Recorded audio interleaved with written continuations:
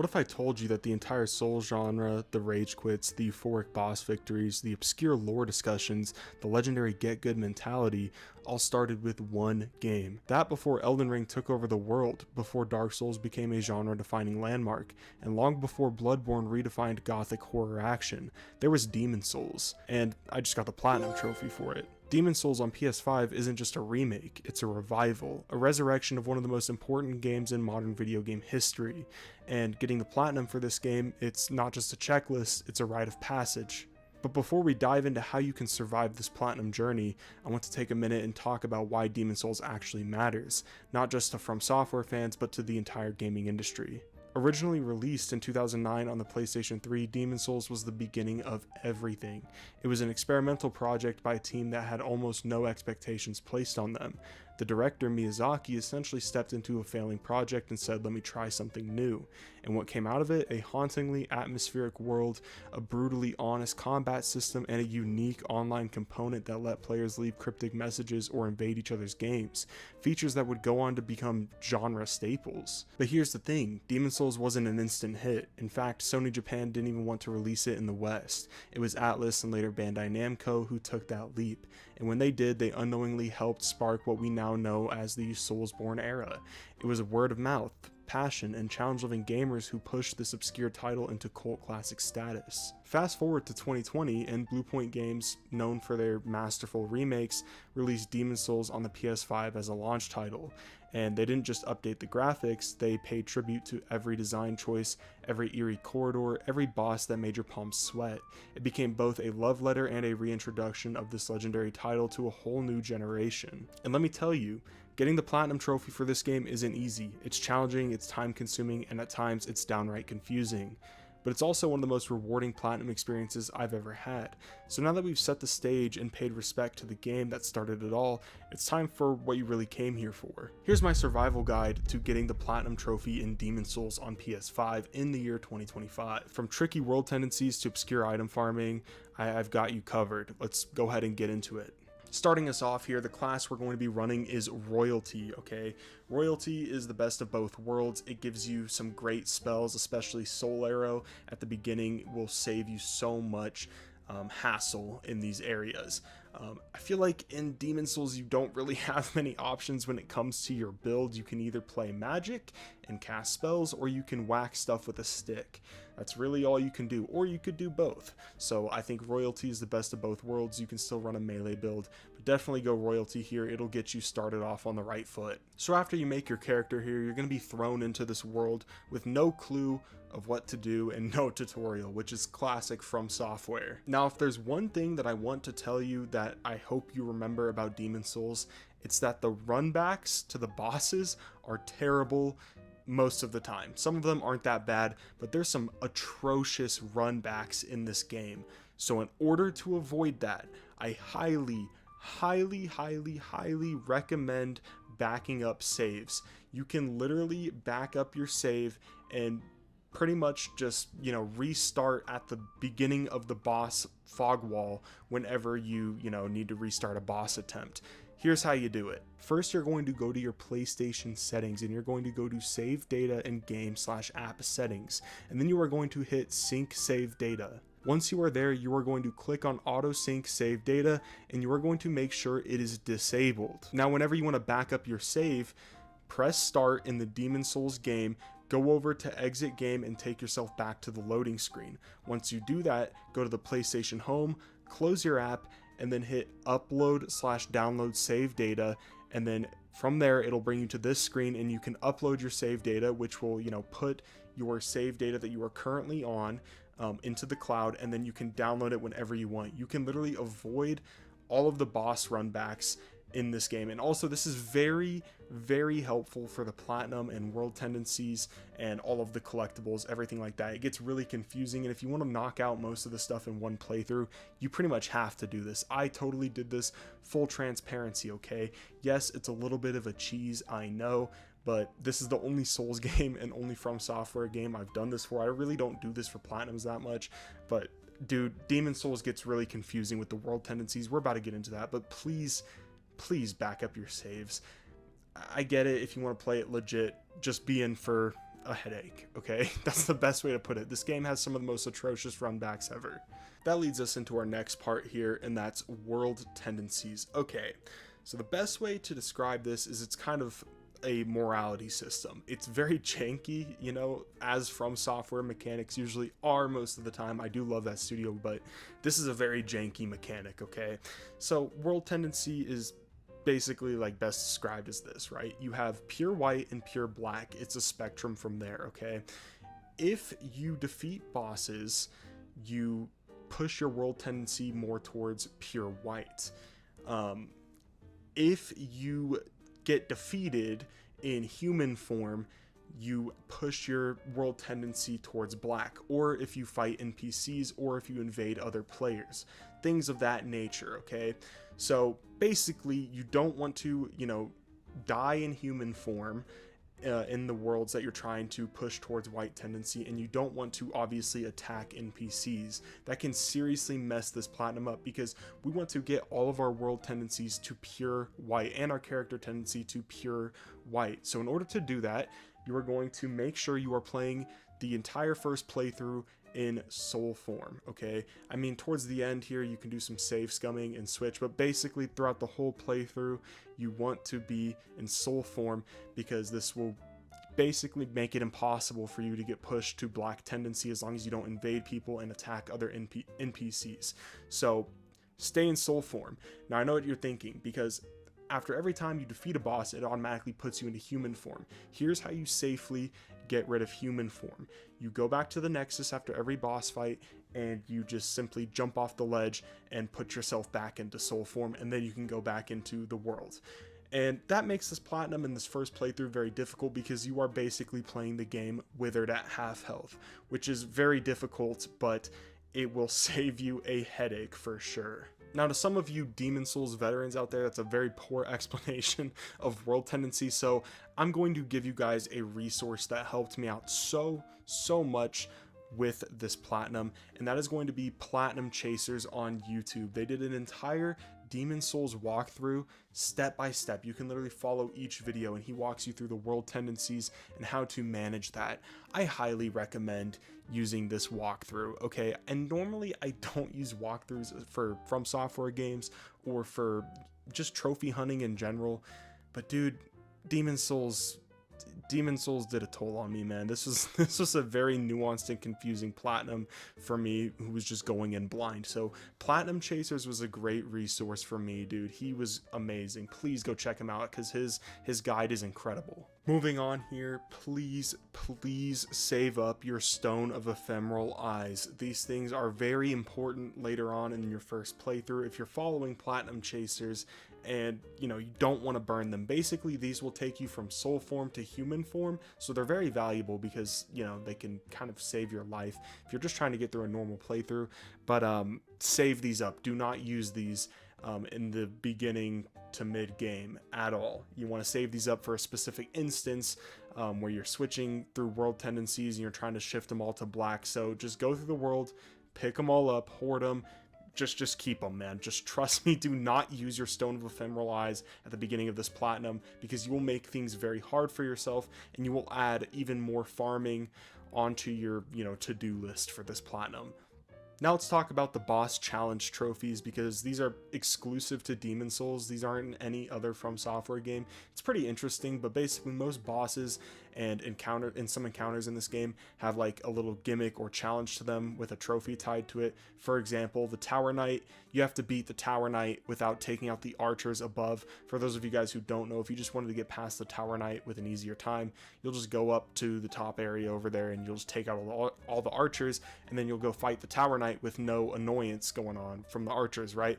But if you want the trophy that's tied to the Tower Knight's challenge, you have to take him out without, you know, taking out the archers. So just look up the boss you're on and make sure there's not a challenge trophy tied to it, because it is very important to be aware of that. And you can knock out literally all of these in the first playthrough, and that makes this platinum way easier, because you're not having to go back into other areas, and you will have to do some backtracking for some boss souls And that's going to lead me into my next point here. Speaking of boss souls, please, for the love, do not consume your boss souls. Do not spend them, because you need to use the boss souls to purchase miracles, purchase spells. Basically, you have to collect all the miracles and spells, and obviously the boss souls are very finite, so do not spend those, do not consume those for levels. That will make this platinum so much harder if you did that. But yeah, don't consume any boss souls. Only use them to get spells and miracles, because those are some pretty big trophies as well here. Now, in terms of other collectibles, there's the miracles, there's the spells, and then there's the rings. The rings are probably one of the most annoying parts of this platinum. I did not enjoy collecting the rings at all, because there are a ton of rings in this game that are tied to world tendency quests.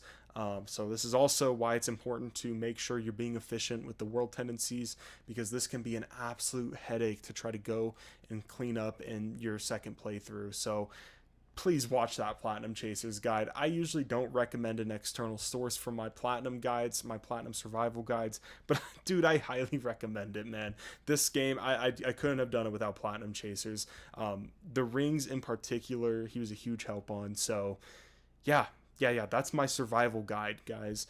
Follow those tips I gave you, and then go and follow Platinum Chaser's guide. You don't have to follow it word for word. Just kind of watch the videos while you're playing and just listen to what he's saying, because he has some great input. And of course, if there's another resource that you would like to use for this platinum, feel free, man. There's a ton of resources out there. Like I said before, Platinum Chasers is probably the best one for me personally. And yeah, I usually don't recommend external sources, but I really couldn't do it. And there's no shame in that, okay? There's no shame in admitting that. Demon Souls was just hard for me to get into. I've already tried getting into this game 2 times before I attempted this platinum, and I just could not get it to click. So honestly, having a guide was way more fun for me, and I think it'll be an enjoyable experience for you guys as well. So yeah, there's my advice for getting the platinum trophy and surviving this platinum trophy. Now I want to go ahead and get into the meat and potatoes of this video, and that's going to be my analysis of Demon Souls. So let's go ahead and get into it, because I have a whole thing written out. Demon Souls is, without a doubt, one of the most interesting games I've ever reviewed, not because of how it plays, but because of what it represents. This game is a window into FromSoftware's earliest ideas. It's raw, experimental, and in a weird way beautifully unrefined, and I mean that as a compliment. There's this vanilla feel that I love about Demon Souls. It's stripped down in a good way. No open world, no dozens of side quests, no convoluted multiplayer systems trying to be the next big thing. It's just you, your weapon, a tightly designed dungeon, and the unknown. That's the experience here. And when I say dungeon crawl, I mean it. Every archstone leads you into these contained, atmospheric zones that feel more like classic fantasy RPGs than anything else. Tight hallways, moody lighting, eerie silence broken only by the sound of armored footsteps. It all creates this oppressive but immersive world that pulls you in and doesn't let you go. The whole thing feels like dark, medieval survival horror, and it's genuinely fun to just get lost in it. Bluepoint Games, the team behind this remake, deserves massive credit. They didn't modernize the game beyond recognition. They didn't try to reimagine it or smooth out every rough edge. Instead, they gave us the original experience with a fresh coat of paint, and it's absolutely stunning. I mean, the visuals on PS5 are completely breathtaking, the lighting, the textures, the animation work. It's a technical showcase for the console, but what's more impressive is how they did all of that without betraying the soul of the original game. So yeah, is it perfect? No, not at all. But that's what makes this game so interesting. You can feel that From Software was still figuring things out here, experimenting with ideas that would later become genre-defining features. And that's what makes Demon Souls such a rewarding playthrough in 2025. You're not just playing a game, you're playing a piece of history. Now, as much as I love the soul of this game, we've got to talk about the parts that don't quite hold up, or at the very least, the parts that remind you this was From Software's first real shot at this formula. Let's start with something that will test every player's patience, and obviously that's the boss runbacks. These are the stretches of enemies, elevators, corridors, and traps you have to fight or sprint through every time you want to reattempt a boss. And trust me, they are not short whatsoever. There's something mentally draining about fighting your way back through the same section over and over just to get a second try on a boss fight. I understand the idea, that tension of high stakes and the punishment of failure, but in 2025 it feels a little archaic, especially compared to modern From Software design, where bonfires and shortcuts are more evenly spaced to respect your time. It doesn't ruin the game by any means, but it definitely slows down the pace and adds unnecessary friction. If you're going for the platinum like I did, you'll feel it's hard, especially during some of the tougher optional bosses. But if boss runbacks are an annoyance, then World Tendency is a full-blown mental breakdown waiting to happen. Now look, I'll give credit where it's due. The World Tendency system is ambitious on paper, it's really cool. Your actions influence the state of each world, unlocking new items, paths, and even quests depending on whether the tendency shifts towards white or black. But in practice, it's a tangled mess of invisible mechanics, arbitrary consequences, and weird timing that makes even veteran players scratch their heads. You can easily mess it up without realizing it, defeating a red phantom at the wrong time, getting packed up in human form too many times, attacking bosses too soon, and suddenly you're locked out of content. No warning, no clarity, just pure confusion. It's not that I hate the idea, actually I respect it. It's moody, it adds mystery, and it plays into the game's unpredictable nature. But it needed a lot more refinement. It's a system that punishes curiosity and encourages wiki diving, which goes against the raw exploration vibe the game otherwise nails. If you're a trophy hunter, World Tendency will absolutely be your biggest obstacle, no debate here. And then we have the bosses, which, let's be honest, are kind of a mixed bag. There are a few highlights for sure. The Tower Knight is iconic, the old hero fight has a really fun stealth mechanic, and Maiden Estrella, that fight is emotional and unsettling in a way that still sticks with me. But overall, a lot of these bosses feel pretty basic. Some are weirdly easy, like laughably easy, and others are straight up gimmick fights. Not in a bad way necessarily, but it's clear FromSoftware hadn't yet nailed the tense multi-phase duels that would come later with Artorias, Lady Maria, or Melania. The challenge in Demon Souls isn't in the boss fights themselves, it's in getting to the bosses, understanding the systems, and navigating the harsh world designs. The bosses almost feel like a punctuation mark more than climax. Again, not a deal breaker, but it's worth knowing going into this that it isn't Dark Souls 3 level of combat design. So where does that leave Demon Souls? What do I actually think of the game as a whole? Honestly, I really respect this game. It's not just nostalgia talking, and it's not just about where it fits in FromSoftware's timeline. I genuinely enjoyed my time with it, even when it was frustrating. There's something so satisfying about its simplicity, its focus, its refusal to explain anything to you. In an era where most games are overloaded with tutorials, hand-holding, and non-stop checklists, Demon Souls is refreshingly quiet. It's an authentic experience, not just in the way it plays, but in how it feels. You're not meant to rush through it, you're meant to soak in the atmosphere, to fear what's around the next corner, to learn the hard way. And I think that's why it still resonates. It reminds us that games can be mysterious, challenging, and even a little unfair, and that's completely okay. I also want to give massive props to Bluepoint for the work they did here. This isn't just a remake, it's a preservation. It's respectful of the original vision, it doesn't modernize the core systems, and it doesn't rebalance things to match current gen expectations. It lets the game speak for itself, flaws and all, and that takes guts. The only real downside is that those flaws do hold it back a bit. The boss design is underwhelming compared to what came later. The World Tendency system, while cool on paper, is just too confusing for most players. And the boss runbacks, yeah, they're going to test your patience, especially during a platinum run. But at the end of the day, this game is important, and not in a look what it inspired kind of way. It's important because it still stands on its own 15 years later. So here's my final score, 7.5 out of 10.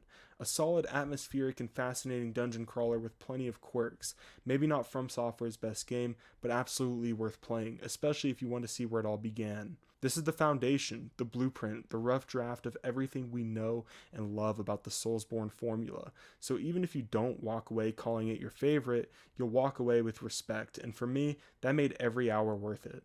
Before the video ends here, massive shout out to Platinum Chasers. He will be linked in the description below. Once again, highly recommend his guide if you want to get this platinum yourself. You can go into it blind, but good luck, man. Good luck, all right? Anyways, that's going to do it for the video. Please drop a like and a subscribe if you did enjoy this video, and yeah, I can't wait to do more reviews like this. I've been into trophy hunting for quite some time, but I want to make in-depth analysis like I did here for more games. So yeah, if you guys want to see more of that, make sure to drop a like and a subscribe. But yeah, I'll see you guys in the next one. Peace.